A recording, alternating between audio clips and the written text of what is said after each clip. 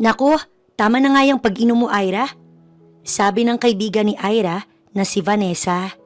Nag-aalala na ito sa kaibigan dahil simula nang dumating sila sa bar, puro alak na lang ang iniinom nito at ang pulutan nilang in-order, hindi nito pinansin. Huwag mo kong pigilan, Vanessa. Kailangan ko to dahil ang sakit ng puso ko.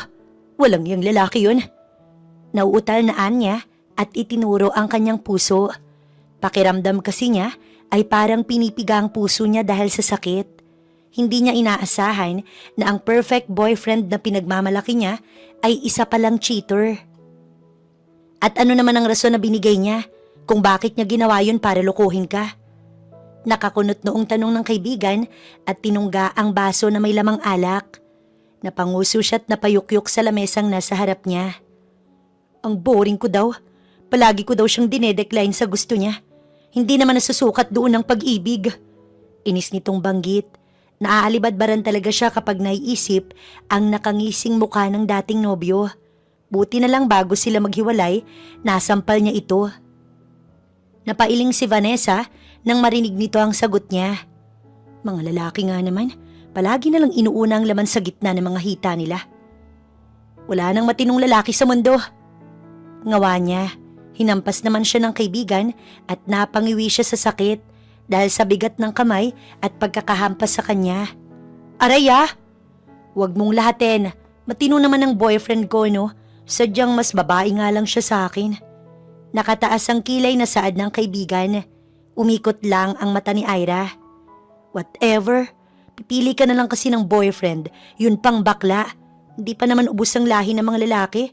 Becky ang pinili. Buti na lang pinatus ka. Sambit niya at tumayo. Magsi-CR muna ako. O siya, sige. Wait ko lang tong Becky kong boyfriend. Naglakad na siya palayo papuntang banyo. Nakaramdam siya ng hilo habang naglalakad. Pagpasok niya sa banyo, nagsuka siya sa inidoro. Ipinagpapasalamat na lang niya na hindi niya nasukahan ang damit niya. Naliliyong lumapit siya sa lababo at nagmumog ng bibig bago niya binasa ang mukha niya. Hindi siya yung tipo na madaling malasing dahil mataas ang alcohol tolerance niya. Pero dahil sa wala pa siyang kain, mabilis siyang tinamaan ng alak. Paglabas niya, may nabangga siyang matigas. Nawalan siya ng panimbang, ngunit may sumalo sa kanya. Naamoy niya ang isang mamahaling pabango ng panlalaki. Alam niya ang brand ng pabangong yun dahil ganun din ang pabango ng boss niya. Napatingin siya sa mukha nito. Gwapo ang lalaki at pamilyar ang mukha nito. Ngunit alam niyang hindi pupunta sa barang lalaking boss dahil alam niya ang bawat kilos nito bilang isang sekretarya. Are you okay? Tanong nito na may mababang tono sa boses.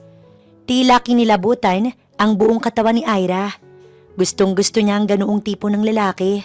Ngayong single na siya, pwede na rin naman sigurong makipag-mingle na sa iba. Wala namang 3 months rule. Dati nga niyang nobyo, pinalitan agad siya.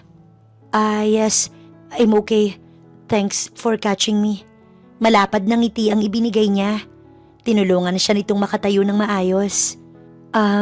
Mag-isa ka lang ba ngayon? Ilang segundo ang lumipas bago siya nito sinagot. No, I'm not alone, but I'm leaving right now. I supposed to have a meeting but... Do you want to spend time with me? Napaubo ang lalaki ng marahan. Are you serious? I don't think I can. Sagot nito sa kanyang tanong. Napanguso siya. Kahit saglit lang, pagpupumilit niya, napansin niya ang pagtitig nito sa mukha niya. Na-conscious siya, ngunit hindi niya pinahalata. Are you drunk? Tanong nito at ngumisi si Ira. Hindi naman masyado. Sakto lang pero hindi naman yun makakahadlang para makapag-band tayo, di ba? Nakangiting saad niya sa lalaki at ikinawit ang kanyang braso sa leeg nito. Hindi niya akalain na kaya niyang maging ganito ka-agresibo kapag lasing. Hindi ko inaasahan na ganito ka kapag lasing. Sabi nito at hinawakan niya ang braso. Ramdam niya ang mainit na palad na nakahawak sa parting iyon ng kanyang katawan at napansin din niya ang init na nagmumula sa katawan ng lalaki. Hindi lang yun, mabigat din ang bawat paghinga nito. You should Pull away from me kung ayaw mong pagsisihan tong gabing to. Bakit? Ano bang pwedeng mangyari? Tanong niya na may ngisi sa kanyang labi.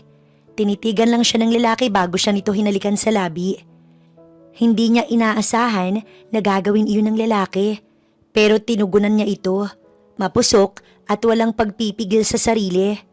Hinigit siya nito papunta sa elevator at pinindot ang ikapitong button.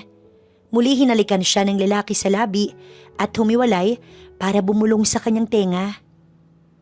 I really do hope you won't regret this, Miss Asuncion. Wala sa sarili na tumango si Ira at di alintana ang sitwasyong kinakaharap niya.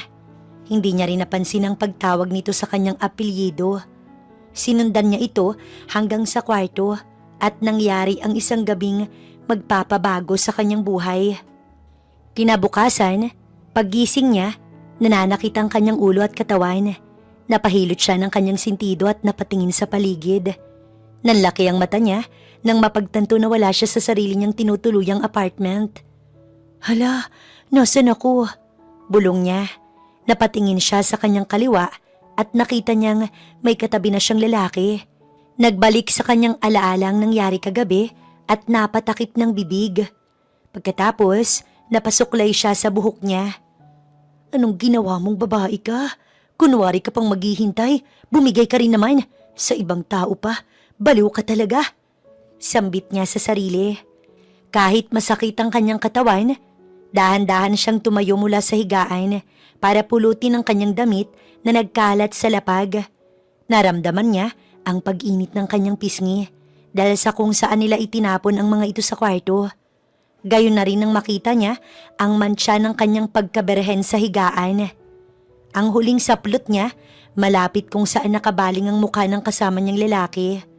Kaya nang pulutin niya iyon, nakita niya kung sino ang kanyang nakasama at nanlaki ang kanyang mga mata dahil nakilala niya ito. Boss Harvey? Marahang bulong niya at napatakip ng labi. Napakunot ang noo ng lalaki at saka ito gumalaw. Natuod siya. Nananalangin siya na wag itong magising. Mukhang narinig naman ng Diyos ang dasal niyang iyon at muli itong nakatulog ng mahimbing. Agad-agad niyang kinuha ang damit at isinuot yon habang tinatawagan ng kaibigan niyang kasama niya kagabi. Patingin-tingin din siya sa natutulog na lalaki upang tignan kung magigising ba ito sa ingay na nagagawa niya. Pick it up, Vanessa. Bulong na wika niya habang nagsusuot ng kanyang sapatos. Makalipas ang ilang pagring sa kabilang linya, sinagot na ng kaibigan ang kanyang tawag. Ira, buti at tumawag ka. Bigla ka na lang nawala kagabi. Nasaan ka na bang babae ka? Bungad na tanong nito pagkasagot sa kanyang tawag. Hustong nakalabas na rin siya ng kwarto nang sumagot si Vanessa. Hindi ka maniniwala sa sasabihin ko sa'yo. Panimula niya habang naglalakad ng mabilis papunta sa elevator. Girl, I slept with someone. Pabulong na sabi niya. What? Nailayo niya ang kanyang cellphone mula sa tenga nang marinig ang pagsigaw ng kanyang kaibigan. So naisuko mo na ang bataan? Manghang tanong nito sa kanya. Hindi din naman niya inaasahan na maisusuko niya ang kanyang sarili sa lalaking masungit at kasing lamig ng Antarctica. Ginulo niya ang buhok niya. Ikaw talagang babae ka. Kita mong namomroblema ako pero ikaw, kung ano-ano pang nasa isip mo. Inisnaan niya sa kaibigan pero tumawa lang ito. Nasaan ka ba? Pupuntahan kita. Tanong ni Vanessa. Sa Ace Hotel. Ay sige, hintayin mo ko sa lobby. Pagbukas ng elevator, agad siyang sumakay dito at pinindot ang ground floor button para makababa na. Buti na lang, walang ibang sakay kundi siya lamang. Nang dumating siya sa baba, inantay niya pang dumating ang kaibigan. Lumipas ang ilang minuto. Dumating ito na humahangos at habol ang hininga. Vanessa! Tawag niya sa kaibigan at kinawayan niya ito. Napalingon ang kaibigan niya sa kanya at ito ay ngumiti pa. Umikot lang ang mata niya dahil alam niyang nasa isip nito. So, kamusta ang first time? Anong kamusta? Tara na! Sabi niya at hinila ang kaibigan paalis ng hotel. Nasa labas sila ngayon at naghahanap ng taxi. Hinihilot niyang nananakit na balakang. Tinatapik-tapik siya ng kanyang best friend sa balikat.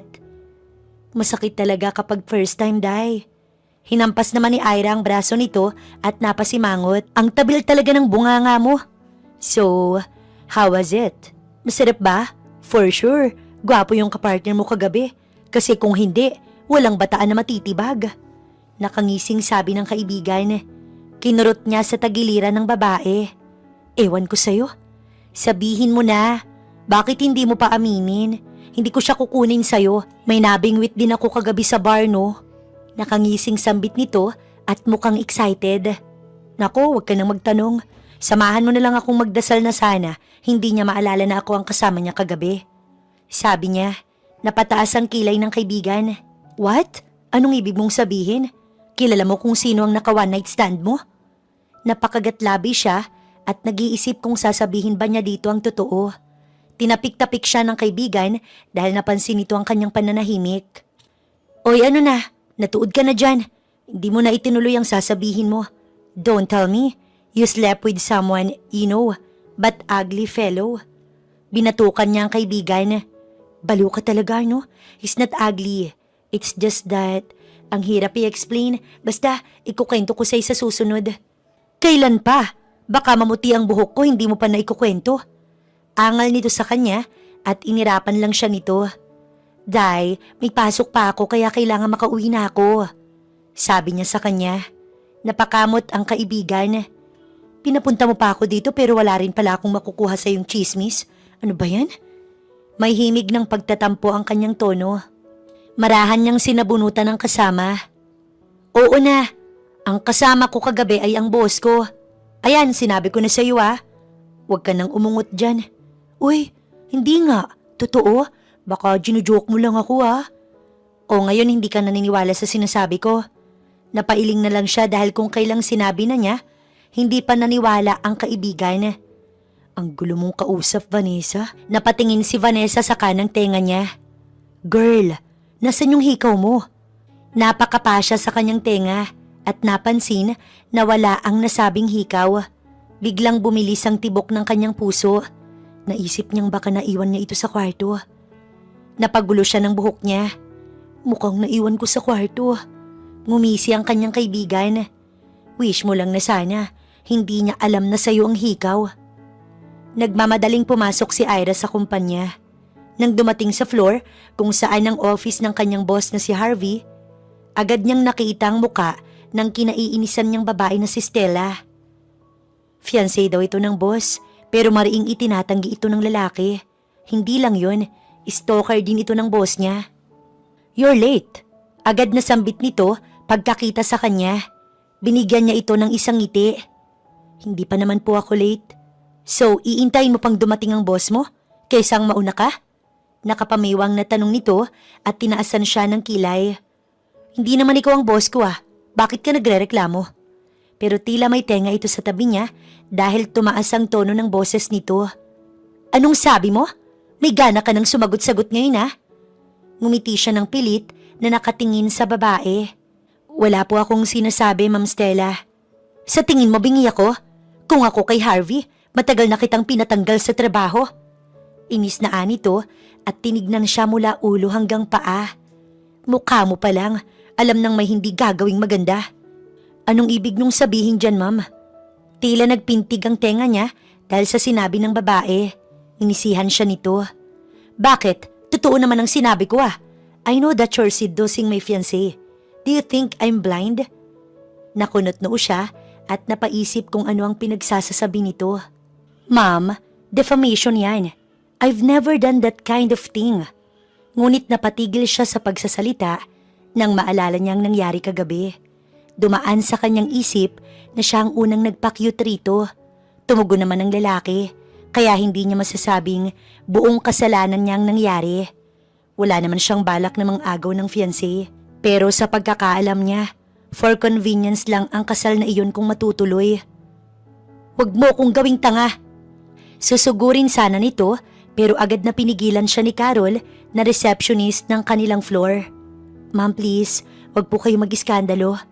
Sabi nito habang pinipigilan si Stella. Dinuro siya ng babae na may galit sa muka.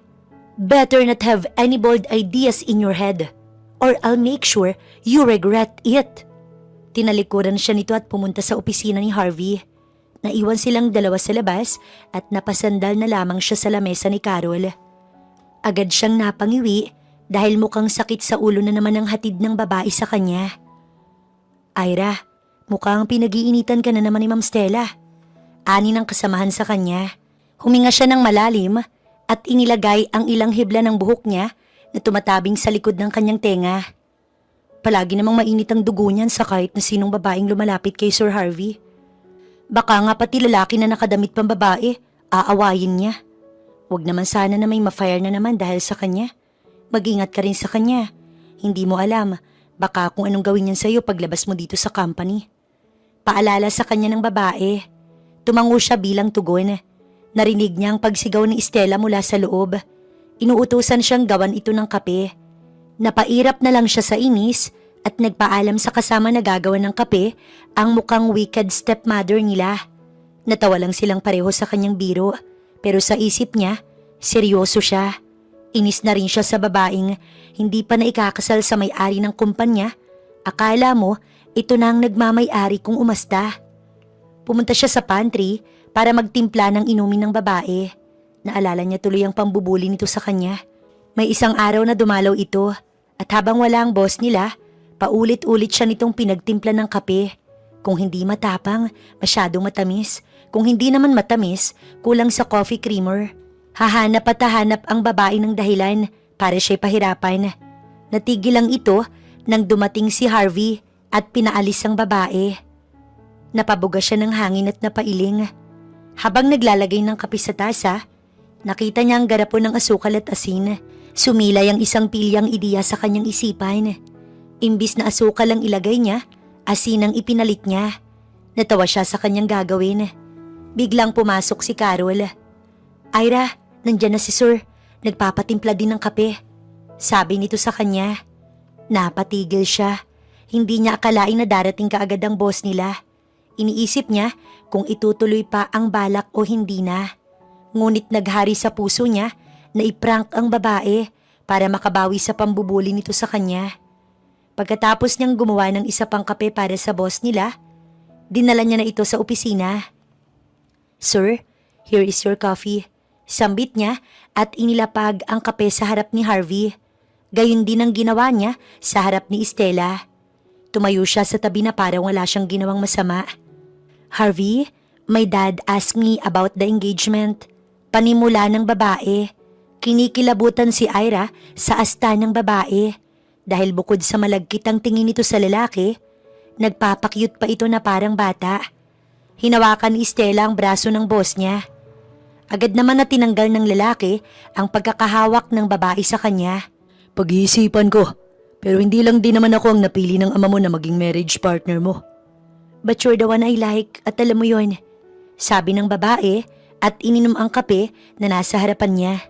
Ngunit agad nitong ibinuga ang iniinom sa mukha ng lalaki. Muntika na siyang tumawa ng malakas dahil sa nangyari. Malapad ang ngiti niya, pero agad siyang nagseryoso ng muka. Sir, are you alright? Tanong niya habang pinupunasan nito ang mukha ng lalaki. Napansin niya ang gulat sa mukha ng babae. Harvey, I'm sorry. Hinging pa umanhin ni Stella.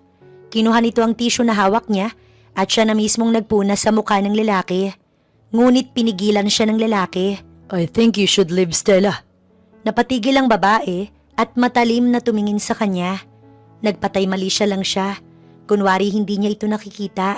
Itinuro siya ng babae. It's her fault, sabi ni Stella at siya'y nakasimangot. Napahilot ng sentido si Harvey. Stop and leave. I don't want to say it again. Ani ng boss niya. Nagpapapadyak na umalis ang bruhildang babae at napagsolo sila ng kanyang boss. Aalis na sana siya nang bigla nitong tawagin ang kanyang pangalan. Ira, stay. Napatigil siya at humarap sa boss niya. Sa susunod, huwag mo nang uulitin yan. Sir, wala naman po akong ginawa. Pagmama ang maangan niya.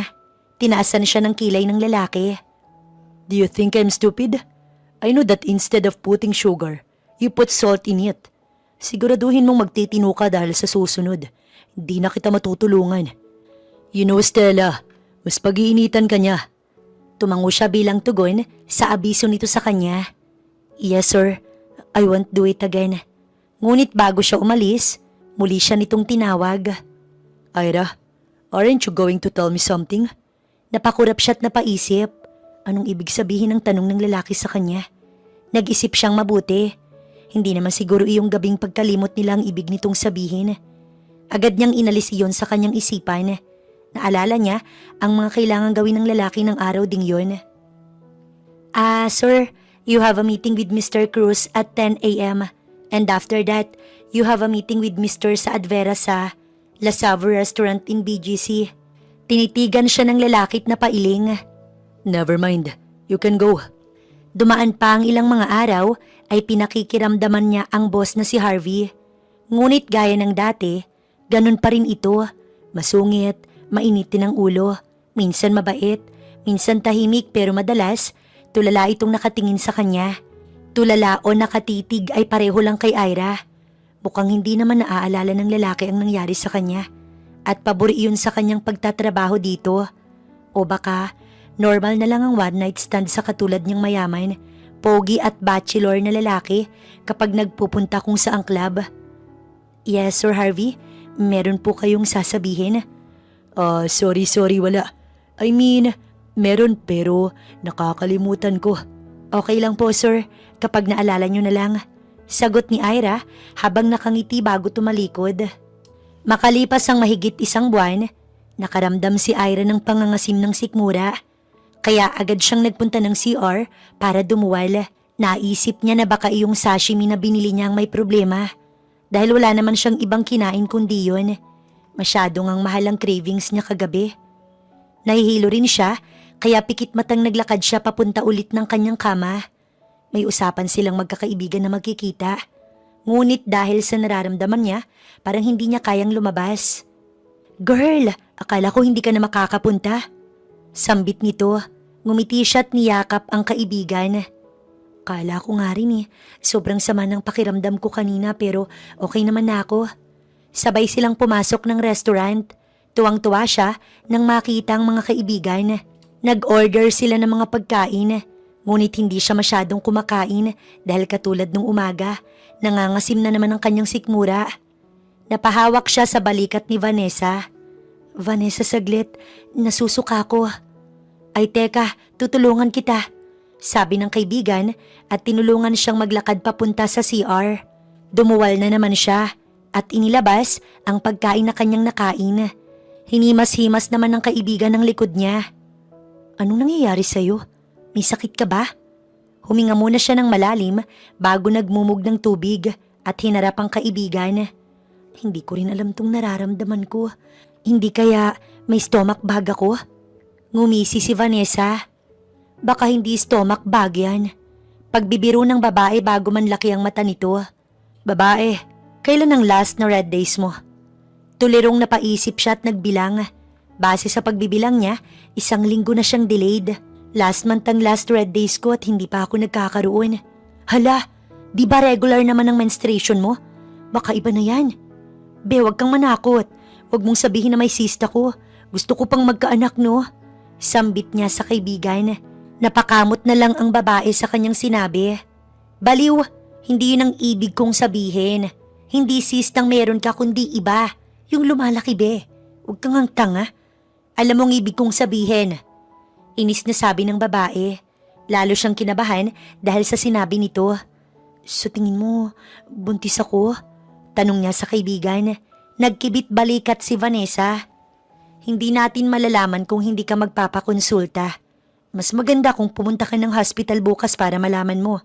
Hindi yung kakabaka-baka dyan. Advice nito sa kanya. Inilapat niya ang kanyang kamay sa kanyang puson. Hirap na nga siya sa buhay. Madadagdagan pa ang kanyang isipin. Pagdating ng kanyang condo unit, agad siyang nag-pregnancy test. Nananalangin siya na sana negative. Dahil kung positive ito, mahihirapan siyang magtrabaho. Lalo na't ang tatay nito ay kasama niya at boss niya pa. Taliwas sa kagustuhan niya ang nakita niya. Positive. 3 pregnancy test ang nagsasabing buntis siya. Napasabunot siya sa buhok niya. Unang pagniniig, nagkaroon ka agad ng bunga. Nakatago sa bag ni Ira ang resulta ng consultation niya kahapon. Hindi niya alam ang gagawin niya. Kung sasabihin niya ba sa lalaki ang nangyari sa kanila at pananagutan siya. O sasarilinin niya ang pagpapalaki rito. Napabuntong hininga siya sa pag-iisip hanggang sa humahangos na lumapit sa kanya si Carol na may gulat sa mukha nito. Ira, totoo ba? Napakunot noo siya dahil hindi niya alam ang ibig sabihin ng tanong nito. Totoo ang ano? Balik tanong niya sa babae. Nagpalinga-linga ito para tingnan kung may tao. Tumingin ulit ito sa kanya at bumulong. Totoo bang buntis ka? Nanlaki ang mata niya dahil sa sinabi nito. Paano niya nalaman? Hinawakan niya ang kamay ni Carol. Paano mo nalaman? Hala, kalat sa buong company na buntis ka. May nakakita kasi sa'yo kahapon na nagpunta ka sa Obigaini. Tapos, nakita kanya na may hawak na sonogram. Sagot naman ito sa kanya. Napatanga siyang napaupo sa upuan. Napakamot siya ng ulo. Nakakaloka, sambit niya at napayukyok sa kanyang lamesa. Siya na naman ang bida sa company nila. Nung nakaraan dahil kay Estela at sa ginawa niyang prank. Ngayon naman dahil buntis siya. Kaya pala suka ka ng suka nung nakaraan. Congrats, pero alam na ba ng boyfriend mo yan?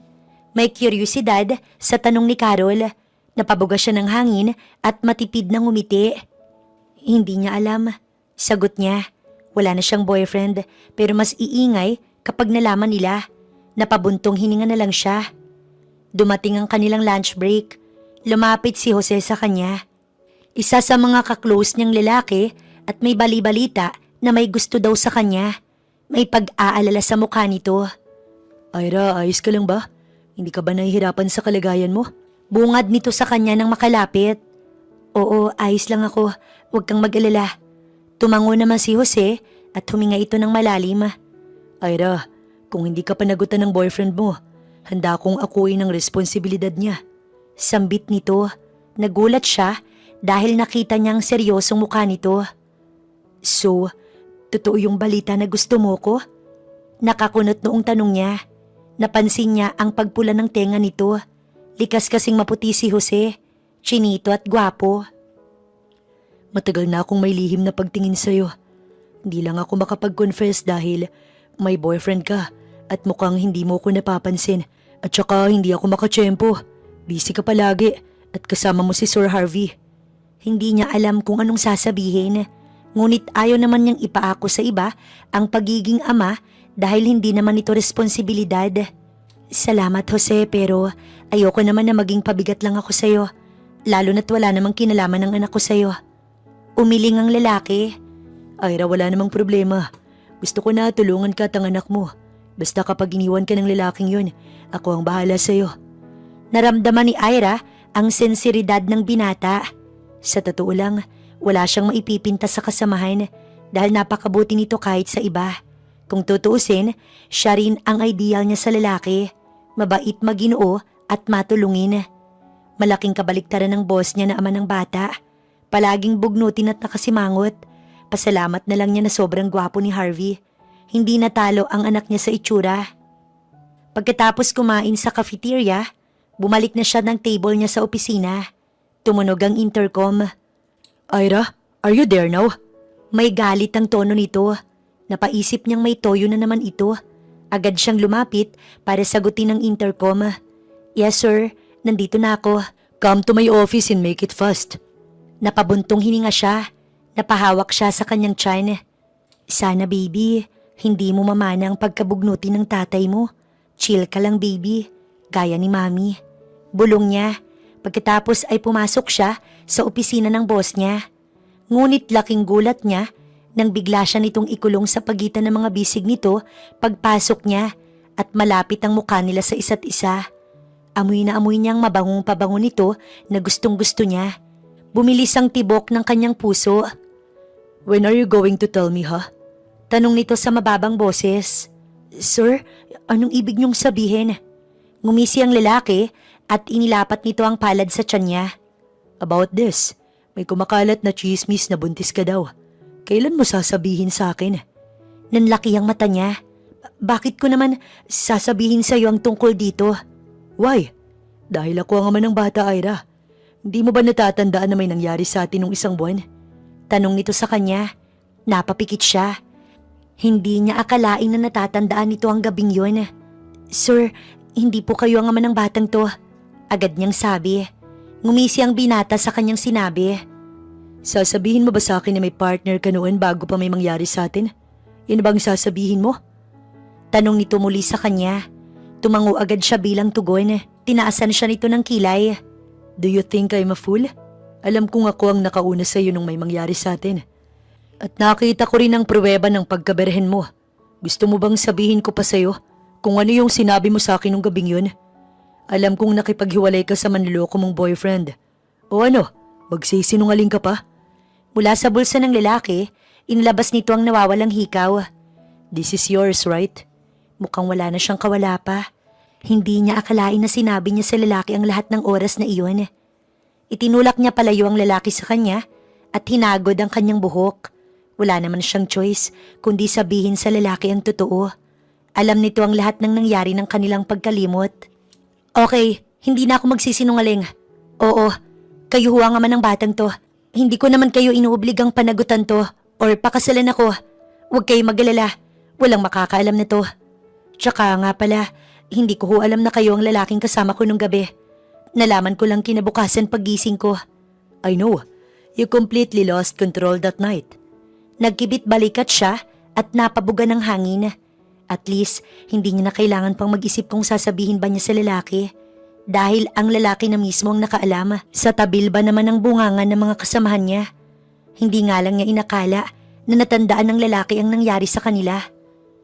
How is the baby? Wala naman. Okay lang siya at walang abnormalities. Sa next check-up, sabi ng doktor, titingnan kung may heartbeat na. Tumango ang lalaki at bumalik ito sa kanyang lamesa. Kinuha nito ang maliit na kalendaryo. When will be the next check-up? Tiningnan siya ng lalaki. Agad siyang umiling. Sir Harvey, hindi niyo na ako kailangang samahin. Sabi ko sa inyo, wala akong balak na ipaako ang anak ko sa inyo.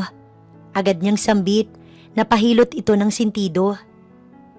The child is also mine, and I want to be included in that baby's life. Madiin itong ani. Napasuklay siya ng buhok. Sir, pwede niyong kalimutan itong batang to. Kaya ko naman siyang buhayin kahit papaano. Kaya wag niyo nang isipin. Masamang tingin ang ibinigay ng lalaki sa kanya. Are you trying to tell me to abandon my child? Tila napipikong tanong nito sa kanya. Umiling siya. Hindi niya akalain na nagtatagalog ito kapag naaasar din. Ayoko lang nabigyan kayo ng responsibilidad na pagsisihan niyo sa bandang huli. Sagot niya at huminga ng malalim. Lumapit ulit ang lalaki sa kanya at madilim na ang mukha nito. It's none for you to decide. It's my choice. I'll be with you on the baby's journey until the end. And that is final. Do you understand me?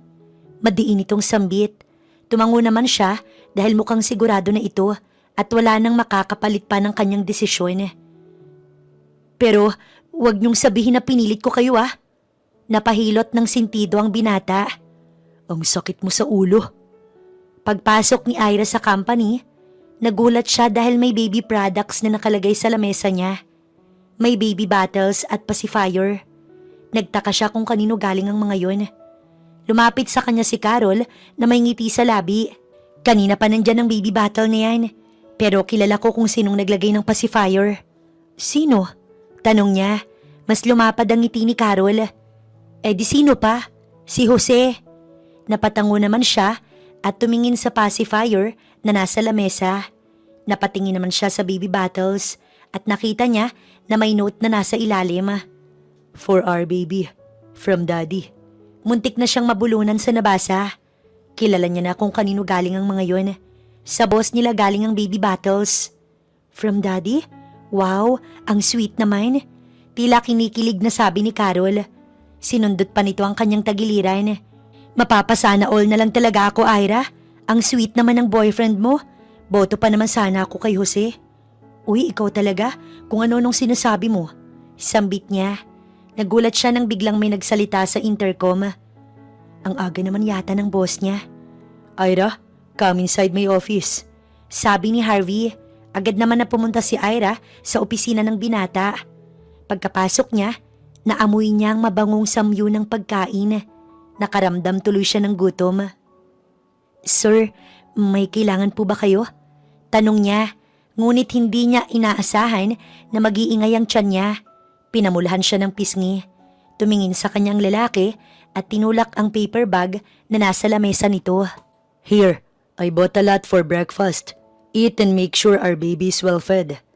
Napakurap siya. Hindi niya inaasahan ang pagkain ay binigay nito.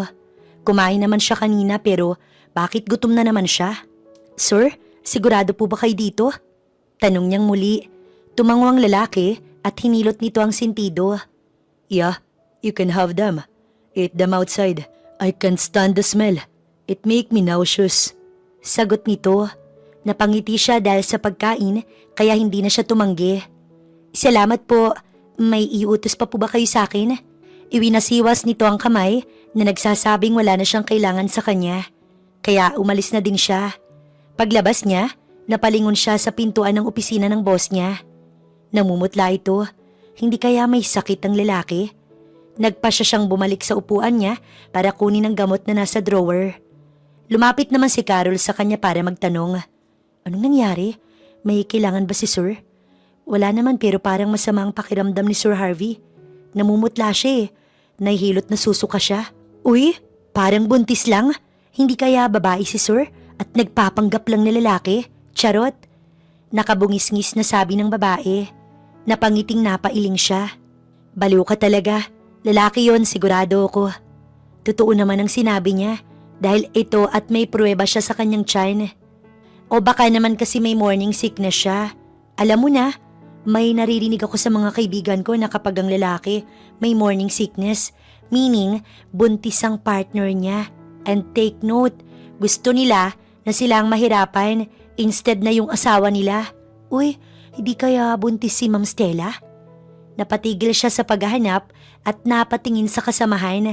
Tsaka lamang niya napagtanto na hindi siya nahilo o nagsuka kaninang paggising.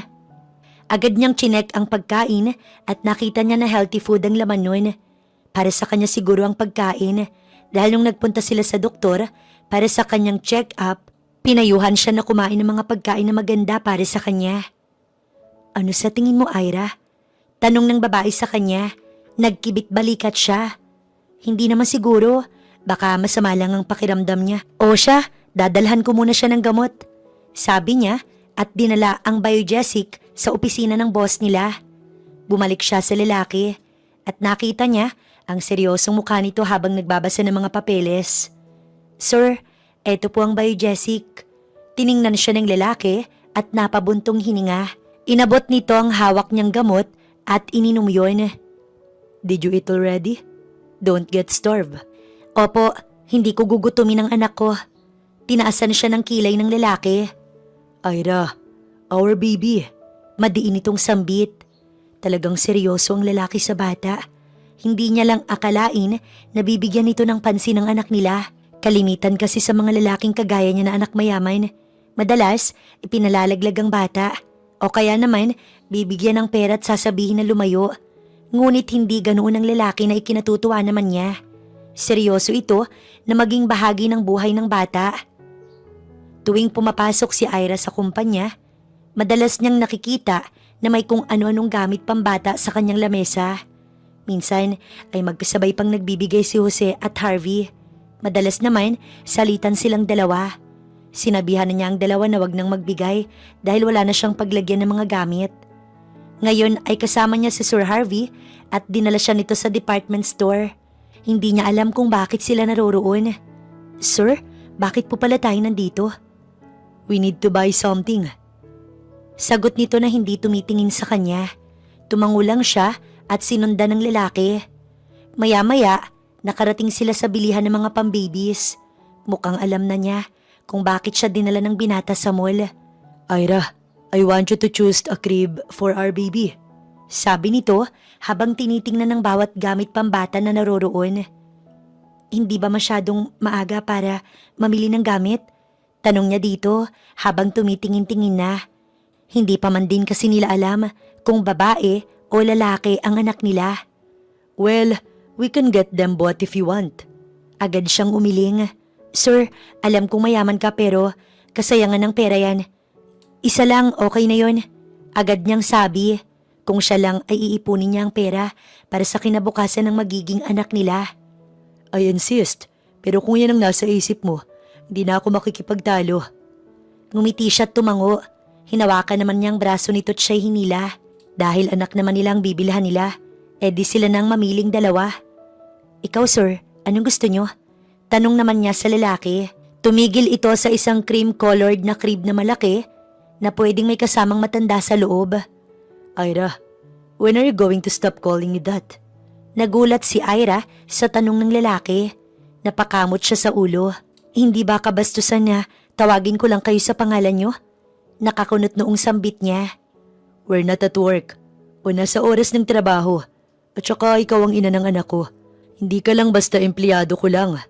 Anito at seryosong tumingin ito sa kanya. Napabuntong hininga siya. Di kung okay lang naman pala sa kanyang tawagin siya sa pangalan, gagawin niya. Okay, madali naman akong kausap. Harvey?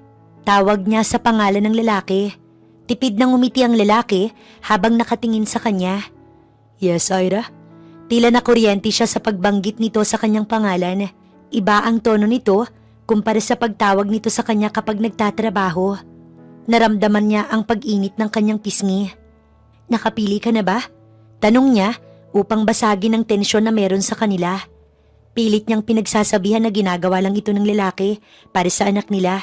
Ngunit wala itong nararamdaman para sa kanya. Nakaramdam siya ng lungkot, ngunit alam niyang iyon ang katotohanan. Nanggilid ang mga luha niya na napansin ni Harvey at agad na lumapit ito sa kanya na may pag-aalala sa mukha nito. What happened? Wala, napuwing lang ako. Pagdadahilan niya. Nagtataka siya sa sarili dahil hindi niya alam ang dahilan kung bakit siya nalungkot nang isipin niyang para sa bata lang ang ginagawa ng lalaki sa kanya. Kahit na iyon naman ang katotohanan. Are you sure? May masakit ba sa'yo? Para siyang bata na bigla na lang umiyak ng walang dahilan. Siguro, ang hormones niyang may kasalanan kung bakit siya ganito. Shh! Don't cry.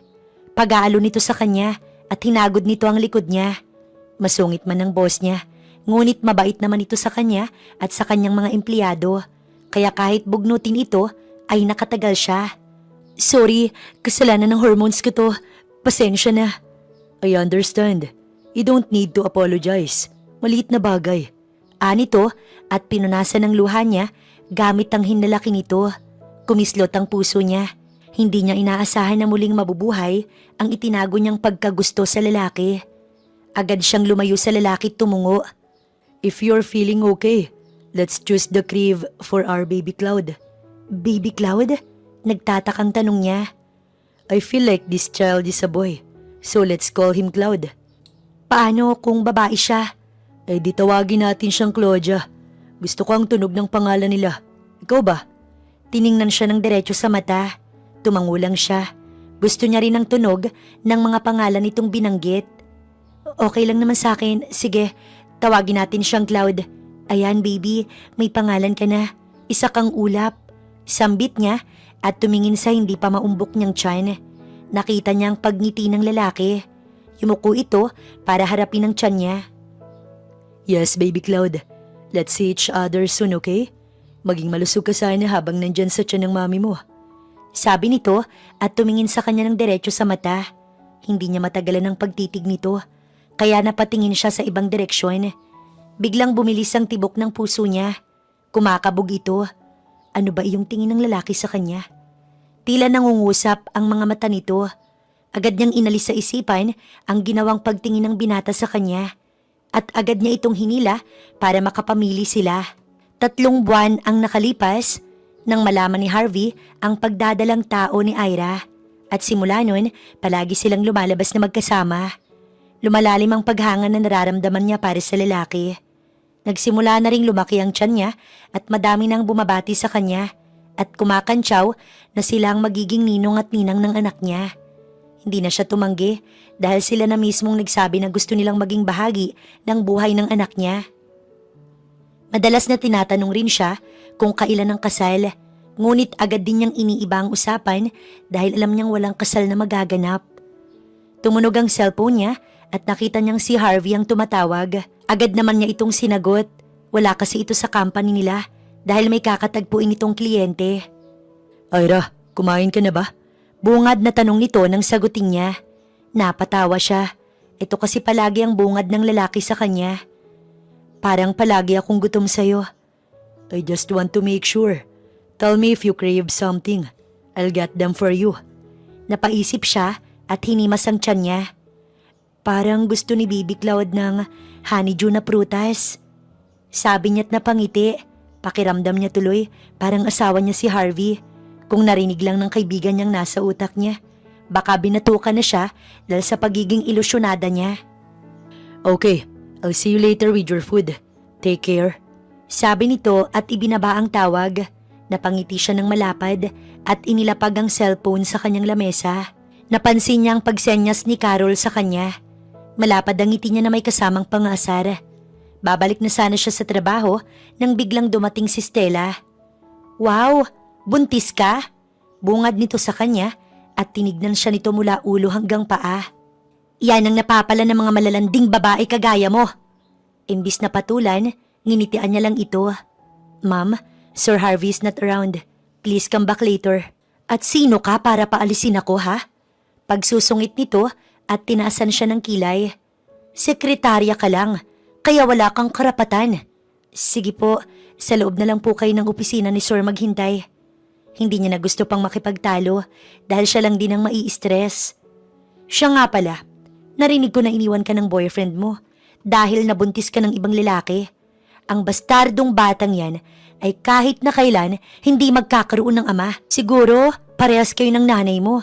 Isang malanding babae na umakit ng may asawang lalaki at mga gold digger. Hindi niya nagustuhan ang sinabi ng babae. Kahit na alam naman niyang hindi totoo ang sinasabi nito, napuno ng galit ang puso niya at nasampal niya ito ng malakas. Masamang tingin ang ibinigay nito sa kanya. How dare you to slap me? Ngunit bago pa man siya makapagsalita, may baritonong boses na nagpatigil sa kanya. What are you doing, Mrs. Asuncion? Napalingon siya at nakita niya si Harvey. Lumapit ito kay Stella at hinawakan sa balikat. Sinipat nito ang pisngi. Naramdaman niya ang kirot sa puso. Malamig ang tingin na ibinigay nito kay Ira. Mrs. Asuncion, I believe you owe Stella an apology. Ani ng lalaki. Kaya naman niyang mag-sorry pero hindi kaya ng pride niyang gawin yon. Sinabihan niya ng masama ang magulang niya. Mapapalampas niya kung siya lang. Ayun nga lang, pati magulang ay sinama. Hindi siya makakapayag. Hindi po ako magsusorry dahil deserve naman niyang pagsampal ko sa mukha niya. Sabi niya at tinalikuran ng dalawa. Miss Asuncion, stop right there and come back or you're fired. Ani ng lalaki. Ngunit hindi siya nagpaawat at tuluyang lumisan. Nagdesisyon siyang umuwi na lamang. Itutulog na lang niyang init ng kanyang ulo. Alam niyang mali siya na pinatulan niyang babae. Pero hindi niya hayaang apakan lang siya nito. Pag uwi niya, nakatulog siya at hindi niya pinansin ang pagtawag ni Harvey sa kanyang cellphone. Nagising na lamang siya sa mga katok sa pinto ng kanyang apartment. Mabigat ang katawan na pumunta siya ng pinto para pagbuksan ito. Nagulat siya nang makitang binata na may hawak na supot ng honeydew fruit. Naalala niyang nangyari kanina at may yamot siyang nararamdaman para sa lalaki. Anong ginagawa mo dito? Tanong niya at sumandal sa patagilid sa hamba ng pintuan. Napabuntong hininga ang lalaki. Ira, I'm sorry. Hindi dapat ako nagmadali sa panghusga sa'yo. Dapat tinalam ko muna ang katotohanan. Huwag kang mag-alala. Hindi ka nagagambalain ni Stella. Dahil sinabi ko sa kanya na hindi ko siya kayang pakasalan. Dahil may minamahal na akong iba. Nang marinig niyang may minamahal na ito, nakaramdam siya ng sakit sa kanyang puso. Hindi niya ito ipinakita sa lalaki. Oh, Eddie, congratulations. Huwag kang mag-alala. Hindi kami makakahadlang ng anak ko sa'yo at sa babaeng mahal mo. Sa totoo lang, mas magandang kalimutan mo na may anak ka dahil sa bandang huli, magkakaroon din kayo. And that person is you, Ira? Natuod siya at napatingin sa lalaki. Tila nabingi siya sa sinabi ng lalaki. Ano ka mo? Hindi ko na gustong sabihin ulit ang pagtatapat ko pero para sa'yo gagawin ko. Ang babaeng mahal ko'y ikaw.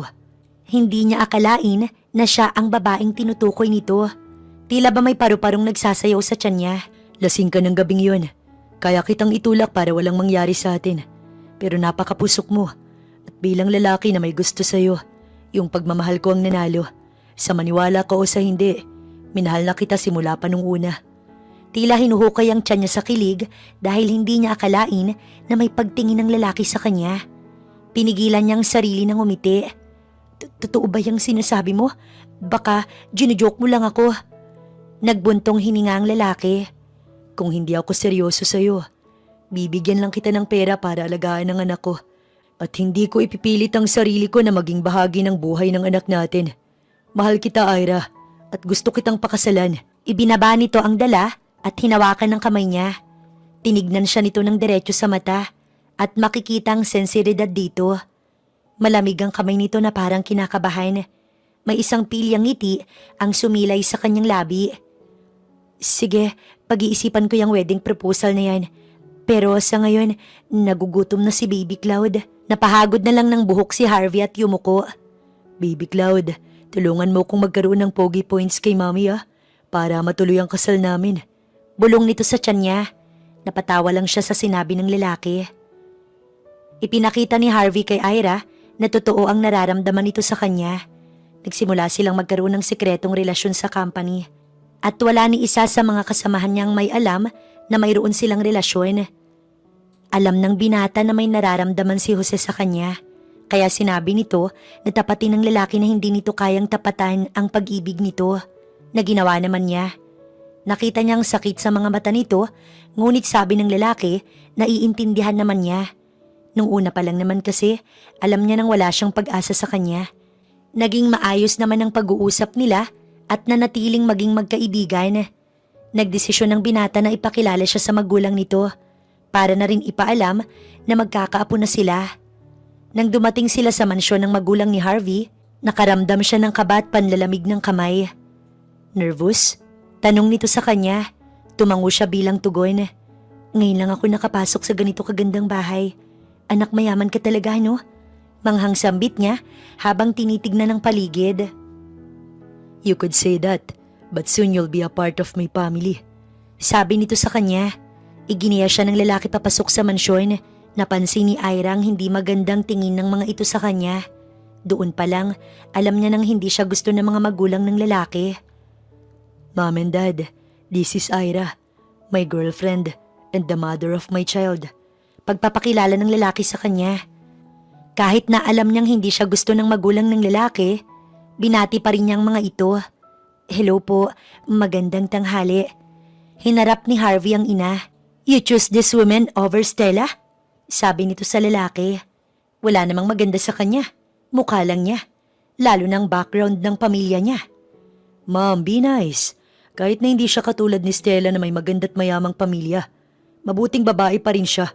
At siya rin ang gusto kong maging asawa at pakasalan. Paliwanag ng binata sa magulang. Naging seryoso ang mukha ng lalaki at ipinulupot nito ang braso sa kanyang bewang. Nakakasiguro ka bang yung babaeng yan? Katulad ng iniisip mo. Paano kung pera lang ang habol niyan sa'yo at iwan ka lang niya? Ang mga gold diggers, sa una mabait, pero kapag binigay mo na ang buong tiwala mo, lalabas ang tunay nilang kulay. Paliwanag nito. Magsasalita sana siya pero pinigilan siya ng lalaki. Gusto nitong ipakita na kaya niyang protektahan si Ira. Hindi ganyan si Ira. Hindi dahil gusto niyo si Stella, kailangan na tawagin niyo siya ng ganyan at lagyan ng libel. Pakikipagtalo nito sa ina, ngunit hindi ito nagpatalo sa anak. Madami na akong nakita't nakilalang ganyan. At alam ko kaagad kung ano sila kapag nakita ko.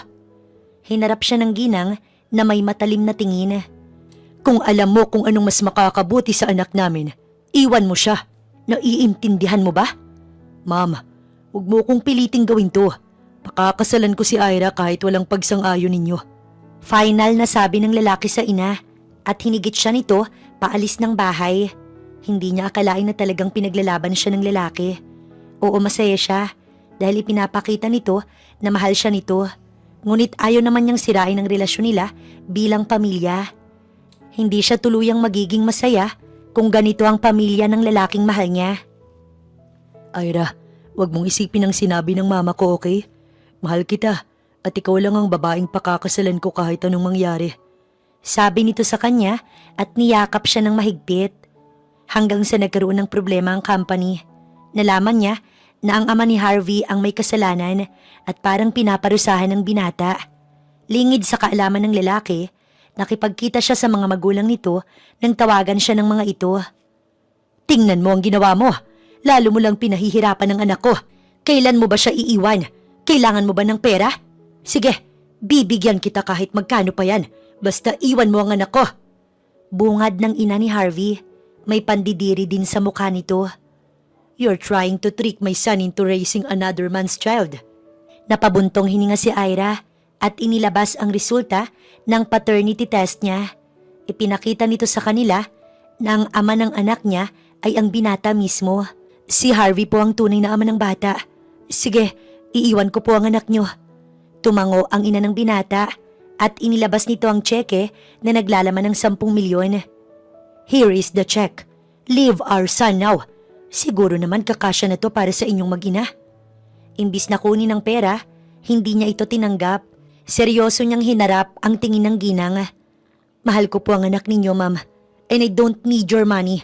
Hindi dahil sa pride, kundi dahil gusto kong makita nyo na seryoso ang relasyon namin ng anak nyo. Na mahal ko po talaga siya at hindi yaman ang kailangan ko sa kanya. Sa totoo lang, kahit maghirap ang anak nyo, mamahalin ko pa rin siya. Kahit na ako ang bumuhay sa kanya, walang problema. Pero dahil mahal ko ang anak nyo at hindi siya sanay sa buhay na mahirap, aalis ako. Huwag nyo na ho sana siyang pahirapan. Salamat po sa oras ninyo. Aalis na ako.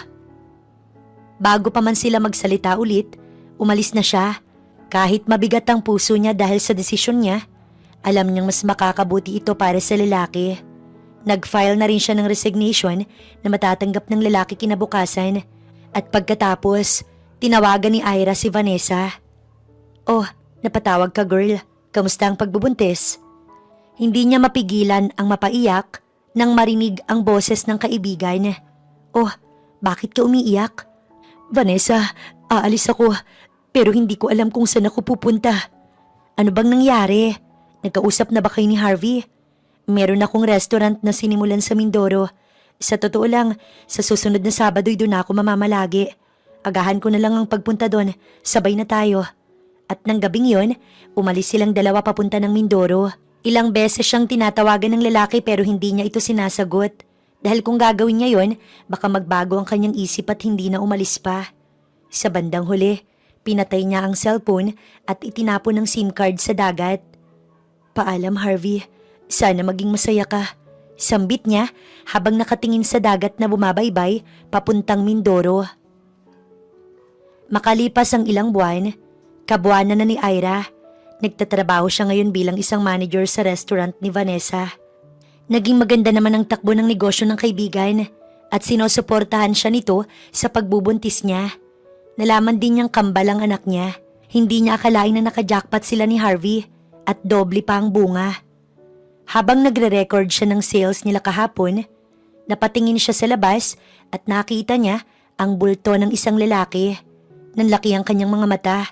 Hindi siya pwedeng magkamali. Si Harvey ang nakikita niya. Anong ginagawa ng lalaking yun dito? Bulong niya. Agad siyang nagtago sa kusina. Nagtaka pa ang mga tauhan ng kanyang kaibigan. Ma'am, anong nangyayari? Tanong ni Eunice, isa sa mga waitress ng restaurant. Nakita niyang pumasok ang lalaki at nagpalinga-linga ito na parang may hinahanap. Eunice, kita mo yung lalaking yun? Asikasuhin mo at pag tinanong nito kung kilala mo ko o kung nagtatrabaho ko dito, sabihin mo wala. Naiintindihan mo? Bakit niyo siya pinagtataguan? May utang ba kayo sa kanya? Huwag ka na magtanong, sige na. Tumango naman ang dalaga at lumabas. In-entertain naman ni Eunice si Harvey. Nakita niyang nag-usap ang dalawa at napansin niyang umiling si Eunice. Tumango si Harvey at nakita niyang lungkot sa mukha nito. Nasaktan siyang makitang malungkot ang lalaki. Kahit ang sobrang tagal na nilang hindi nagkita, hindi nawala ang pag-ibig niya sa lalaki. Nang mapansin niyang palabas ng lalaki, nakaramdam siya ng paghilab ng kanyang tiyan. Kanina pa ito sumasakit, ngunit hindi niya ito binibigyang pansin. Pero nagulat na lang siya nang may lumalandas na tubig sa kanyang binti. Pumutok na ang panubigan niya at bigla siyang nakaramdam ng sobrang pananakit ng tiyan. Napasigaw siya na ikinagulat ng mga kasamahan niya. Hala, manganganak na si Ma'am Ira! Tulong! Sigaw ng isang kusinera. Nakita niyang pumasok sa kusina si Eunice at Harvey. Nanlaki ang mata ng lalaki at agad siya nitong dinaluhan. Kinalong siya nito at dinala sa kotse nitong gamit. We'll go to the hospital. Hold on tight, Ira. Tumango siya bilang tugon. Makalipas ang ilang minuto, nakarating na agad sila ng hospital. Agad siyang ipinasok sa operating room. Sabi ng doktor, fully dilated na siya at ready na siyang umiri. Hindi niya alam na in labor na siya kanina pang umaga. Hindi naging mahirap ang paglabas ng kambal. Katulong kasi na madalas siyang naglalakad kaya hindi siya nahirapang manganak. Isang pares ng kambal na babae at lalaki ang anak niya. Tuwang-tuwa siya nang makita sa wakas ang mga anak niya. Nagising siya na nasa isang pribadong kwarto siya ng hospital at agad niyang nakita na nakaupo sa isang upuan si Harvey sa tabi ng kama niya at hawak nito ang kamay niya. Harvey? Tawag pansin niya. Napatingin ng lalaki sa kanya't ngumiti ito. Ira, sa wakas ay gising ka na. Nagalala ako kahit na sinabi nila sa aking okay ka lang. Sabi ng mga katrabaho mo, napagod ka nung ipinanganak mo ang kambal natin. Oo, napagod lang ako. Napangiwi siya nang sinubukan niyang umupo. Tinulungan siya ng lalaki na ilagay nito ang unan sa likod nito. Anong ginagawa mo dito? Napatigil ang lalaki at naging seryoso ang mukha nito. Ano nga bang sa tingin mo? Nawala ang girlfriend ko ng isang araw nang walang sinasabi sa akin ng kahit ano. Tapos nalaman ko na lang na tinawagan ka ng magulang ko para palayuin ka. At ginawa mo naman. Galit ako sa ginawa mo, Ira. Masama ang loob ko sa naging desisyon mo, alam mo ba? Anong gusto mong gawin ko? Makita ko kayong nag-aaway ng magulang mo dahil sa akin? Oo, dahil handa akong ipakita sa kanila na hindi ka ganoong klaseng babae. Pero bigla mo na lang akong iniwan sa ere. Pero sa bandang huli, ikaw pa rin ang nagpatunay na hindi mo sasamantalahin ang kayamanang meron ako. At sinabi mong mahal mo ko. Tumingin siya sa ibang direksyon. Totoo naman kasi ang nararamdaman ko para sa'yo. Ayoko lang napahirapan ka pa ng magulang mo. Kaya nga natagalan akong hanapin ka. Ang galing mong magtago. But in the end, natagpuan kitang muli. Sabi nito na may ngiti sa labi. Napatingin siya sa lalaki. Ngayon lang niya narinig na nagtagalog ang lalaki na hindi galit. Malambing at punong-puno ng pag-ibig. Kaya nga hindi na kita pakakawalan pa. Gusto kong pakasalan mo ko. Pero may kasama ng basbas ng magulang ko. Dahil kung hindi pa kita kasamang bumalik, sila na ang pupunta sa'yo para pabalikin ka sa tabi ko. Gusto din nilang makita ang apo nila. Talaga? Natuwa siya nang malaman na gusto ng magulang ni Harvey na makilala ang anak nila. Tumango ang lalaki. Yes, and please say yes. I miss you so much. Sabi nito at mula sa bulsa nito, may inilabas itong maliit na kahita. Binuksan niya ito at isang engagement ring ang tumambad sa kanya. May malaking diamanting bato ito sa gitna. Nanlaki ang kanyang mga mata. Wow, totoo ba yan? Pwede ko kayang isang layan? Tanong niya na may pilyang ngiti sa labi. Tinaasan siya ng kilay ng lalaki. Ira, please be serious. Punong-puno ng kasiyahan ng puso niya. Tumango siya at may mga luhang ng gilid sa kanyang mga mata.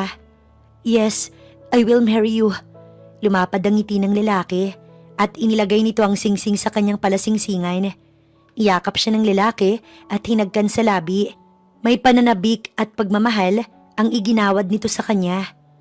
Tamang-tama. Pwede na nating sundan ang kambal pag-uwi ng Manila. Hoy, ayoko nga.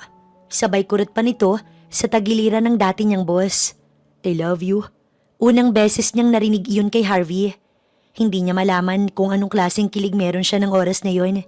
Pero sa unang pagkakataon, hindi lang simpleng paghanga ang naramdaman niya para sa masungit na boss. Isa itong tunay na pagmamahal.